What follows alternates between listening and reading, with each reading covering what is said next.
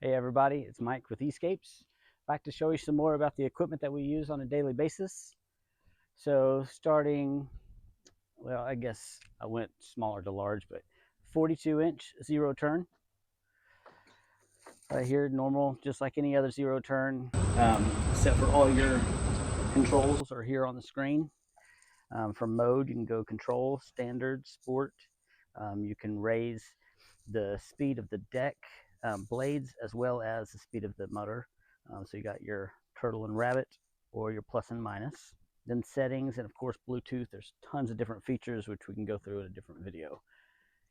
Phone holder, your start stop, your blade engagement PTO, and your key. Glove box over there with a USB plug-in for your phone. Then here we've got the E-steer.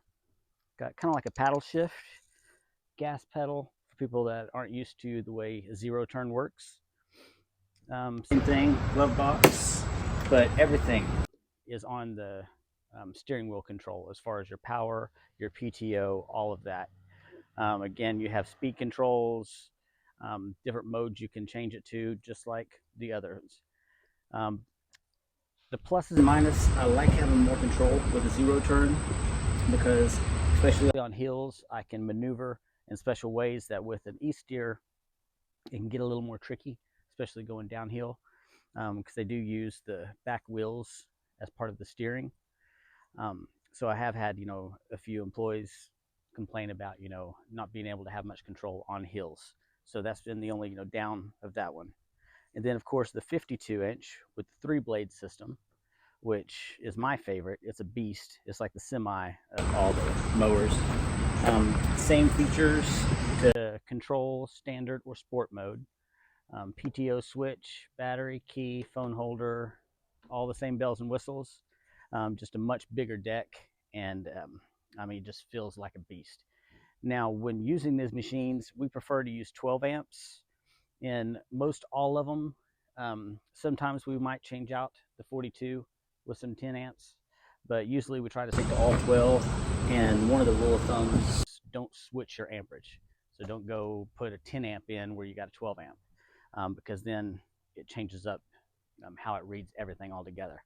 And we've noticed that sometimes we'll go from like 90% down to 60-something% because we swapped it out with a new 10 amp battery to the rest of the 12 amp batteries. And over here, we've got the 1100, the 800, and the 600. The differences you can see right off the bat. The sizes, down here, the small one only has one battery compartment, they can have at a time. Then both of these have two. Now you see the 1100 is a bit bulkier as far as where the fan motor is. It's much larger than compared to the 800, and especially the 600, which is quite cute though. But this one looks more like something off a jet engine. They're all, brushless, of course. And the other difference, the 1100, you've got LED light on the handle. So it helps if, you've got just dark conditions. The other two do not have that. They might have another model that's newer that does, but I'm not aware of it. There, of course, is, that's your light. This is your cruise control. This is your turbo. For the 1100, it already has, more power than the 800. But when you're using the turbo, you are, using a lot of power, which means you will run your batteries down, quite fast. And so trying to run it on turbo for a long time, it's fine. You'll get the job done quicker, but not necessarily if you're running your batteries down and have to go change. So that's one thing with the 1100 that I have noticed different than the 800 is it can run down the batteries faster. Now, as far as the harness up here, it's got a much larger backrest, which in two different things. It can be more comfortable, definitely, but it's also pretty big and bulky. So keep that in mind when you're buying it. It also, notice it kind of covers where the hook is like the way we hang them, we don't have that much room. Now, some of these, they did cut this out, opposed to our other 1100s. This is one that we just took out of the box. I'm just now noticing this, actually, that they cut out a hole here. And that's awesome. That means they listened to our feedback about it's just hard to hang. So it looks like, I should have probably saw that before I said anything. But that was one of my big, things that I didn't like about it. It was hard to transport because the thing is also very heavy. And I mean, compared to the 800, it is heavier, but it also seemed to look heavier. So I noticed when the guys were going to pick it up, especially at the end of the day, they would go for that way before they would go for this one because they're already kind of worn out. And then to pick up something that big and bulky. But again, we put 2 batteries on it, but you can run it 1 battery at a time, no problem. And sometimes we'll run it with 1 battery clicked in and 1 battery not clicked in. So that way, if you run out, then all you do is unclick one, click the other in, and keep going. That way you don't have to go back to the trailer. I don't know if it's just something in our heads that we think that running both batteries at the same time wears them out quicker. I'm still talking with Ego to see if that's any truth to it or not, or if it's all just in our heads. Could just be in our heads. We'll find out. But I absolutely love the 800. I have no complaints on it whatsoever. Now, the 600, and again, all their cruise controls are right here on the handle next to the turbo. It's just a button. So once you've got it going, just push that at whatever speed you want, and it'll stay to it. I can show you on this one. So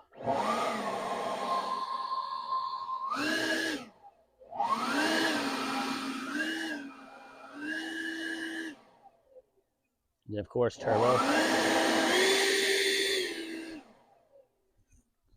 Now, the way it works on the 600, and again, this might be an older model. They might have ones that have the touch again, or a touch screen, but this one is pretty easy. You can just dial it to whatever cruise control you want it set at. So it can barely be going, or it can be full throttle. And again, you've got turbo to make your 600 more like an 800. And this guy is super light. And so you're ever working on a roof, doing gutters, something like that, this is the one we prefer if we're not using a handheld, because we also have a 600 handheld, which is awesome as well and very strong. And I believe now they've got 800 and 1000 that is handheld. And we were using one the other day, and you pull the trigger, and I mean, it blows you back. It's really cool.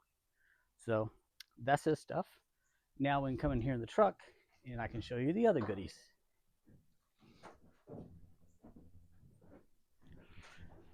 So this right here is the older style power head, which has, 1 and 2 setting. Push the button, loosen this, it comes out. You can swap it out. Now, you'll notice all of our edgers don't have wheels.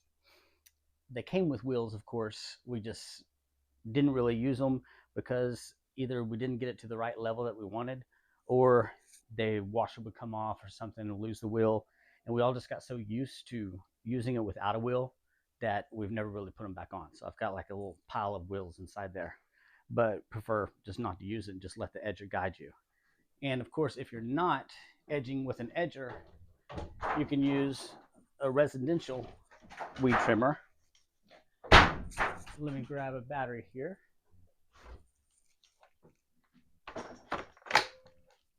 And I don't know if you can notice with the camera, but when you spin it, it's going clockwise.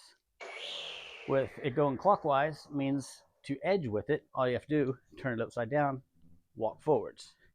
And when you're edging with a Steel or Echo or any other kind of commercial weed trimmer, then you have to walk backwards to get it to edge. So I love that about the residential, and so do a lot of the guys. Now, I'll show you, for instance, here's a commercial. And the commercial, of course, has a very cool look. Carbon fiber. It's awesome, awesome machine. But put a battery in it.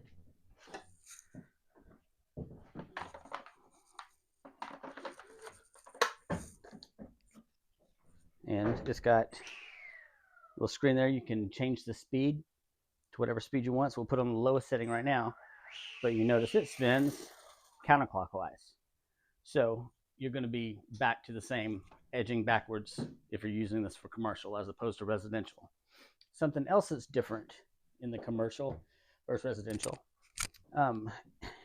Notice here, if you're extremely tall, like myself, pushing a 7-8 foot, you can change, well, I say that, I guess it's all the way out.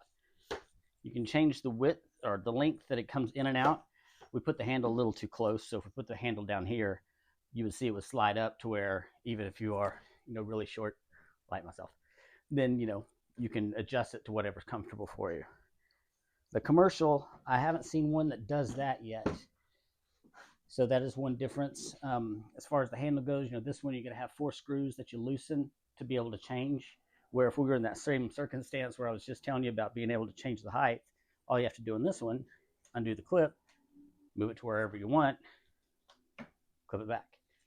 It also has a wing nut here that you can just loosen by hand. Also, the guard is much smaller on the commercial one. The head, if you notice the way it comes, is pretty much almost straight out, and then there's just a little bit of angle on the bottom. But this one has a little bit more angle, and that's something that the guys just really get used to after using these for a while. And when they switch back to this, sometimes they can start digging into the dirt and making some ugly cuts. But again, this video is just to show you all the differences. Now, this also has a push button load for reloading your string. Oh, I got a battery in it, sorry. So let's say you run out of string, you put a new string in, run it all the way through, hold it out, push this button, and it'll feed it. And then, of course, bump the head when you're out, and it'll feed it back out. This one has the bump head as well. But then this attachment, which is another commercial attachment that goes on the head, this one has line IQ, which means it magically figures out that you need more line and feeds it.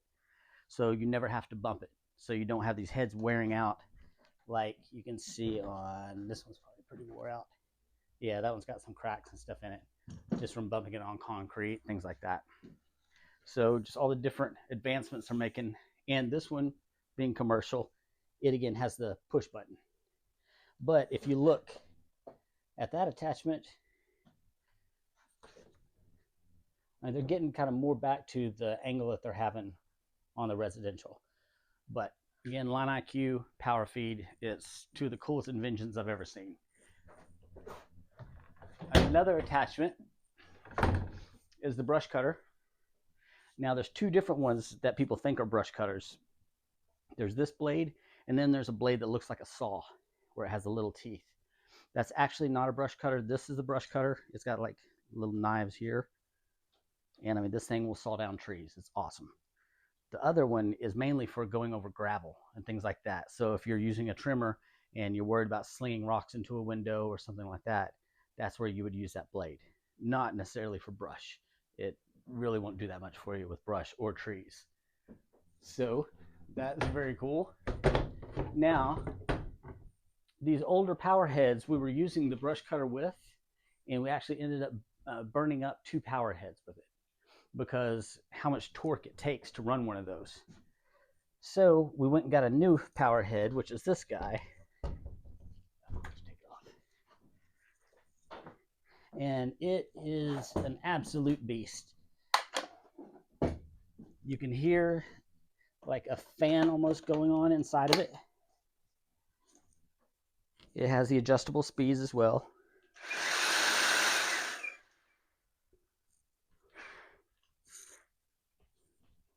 I don't know if my battery's dead, but I mean, this definitely, if you're going to use a brush cutter or anything like that, even with hedgers, all that stuff, I would be careful if you're going onto like Facebook Marketplace or eBay, any of that stuff, and buying the older style power heads, and instead spend the money on one of the new versions, because we've seen a huge difference in the way they perform. So that is that.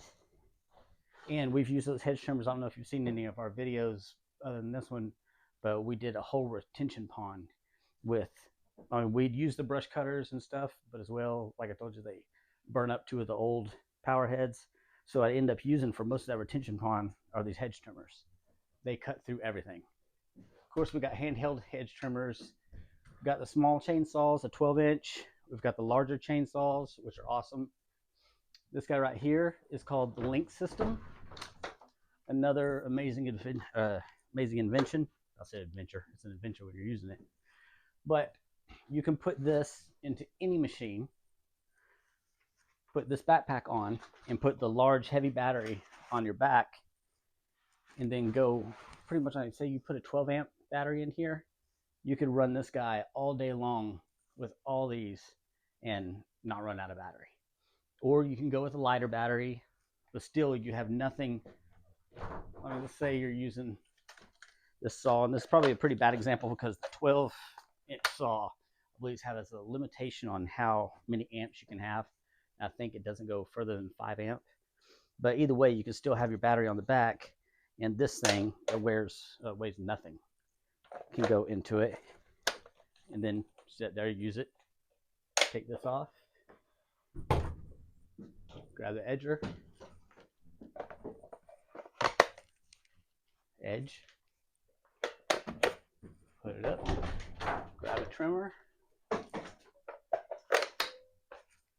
trim, and if you had like a handheld blower, you could just put it right into the handheld blower and do the whole job with just the one battery and the backpack. Really cool system that I haven't seen anybody else have. Now, you may be wondering why the wire looks so weird. That's because someone just cut it with hedge trimmers. We do have another one, but this one is for display for today. And I think I've covered pretty much everything.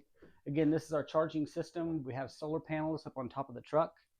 These are our spare batteries that are ready to go. These are batteries that just charged. As you can see, it has a solid green light, which means the batteries are fully charged. Solid green light means batteries are fully charged. So if you put one that's needing charge, then it'll blink. The solar panels feed the energy from the sun here to the breaker. From the breaker into this solar charge controller. Right now it shows we've got 51.3 volts steady coming in. Well, that's mainly, I think, showing where the battery is at right now. We have 387 volts coming in. Sorry, a little off. Goes into a 48 volt lithium battery. And pretty much this is just your backup power that keeps you going all day long, whether it's sunny or not. You still have power in here to keep charging, or if it rains or something when you're out on the job. So this is our larger setup. Again, this is the 48 volt system. This would be for a full crew that's going out and doing, 10, 12, whatever yards a day. You need something for the full crew. We can fit 3 of these mowers in here. And then we have a step down. And again, these are all trailers and trucks that we make for people. If you're wanting to transition from gas to electric, which is extremely smart because it's so efficient. And really, it's not an if things change, it's when they change, because again, it's not about politics. It's not about hating gas or loving gas. It's about the efficiency, and it's about the customer. And the customer wants to be able to hear what they're doing. They want to be able to talk to you. They don't want to smell all the smoke, hear the loud sounds. I mean, it's ridiculous. And our return on investment was almost immediate. And our raising clientele, just shot through the roof. But this is the other trailer. So this is one where you're going down from, say 3 or 4 guys to 2 or 3 guys, where you can still fit 2 of the, zero turn mowers, push mower, just like we have in there. And then all along here, you can have hedger, edger, power heads, trimmers, whatever you want, blowers. We've got different spots to hang them up. And then what I've got going on in here is a 24 volt system. Now, one of the batteries I just took out because I've got it powering the winch on the truck. but I run 2 of these 12-volt batteries in series to make 24 volt. And then comes in here from, again, the commercial charger. Down in here, this is called a PGX, and it's a large capacity amp battery that it charges 2 batteries here, but then it also comes to these 3-bank chargers that charge additional batteries. And on top, of course, solar panels coming in to this breaker, discharge controller, breaker again to the batteries. And then there's plug-in, just like in there, for 110 volts or 120 volts. I think that's everything for this one. And then we have a smaller size working on right now. It's 5x8, and it's mainly for a 1 or 2 man crew. Solar panels on top. It comes in, actually, let me show you. And it's got 2 different inverter options where you can run the in series 24 volt, or you can just run 12 volt.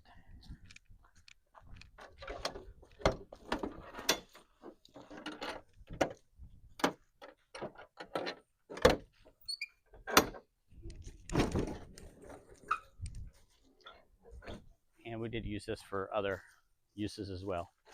But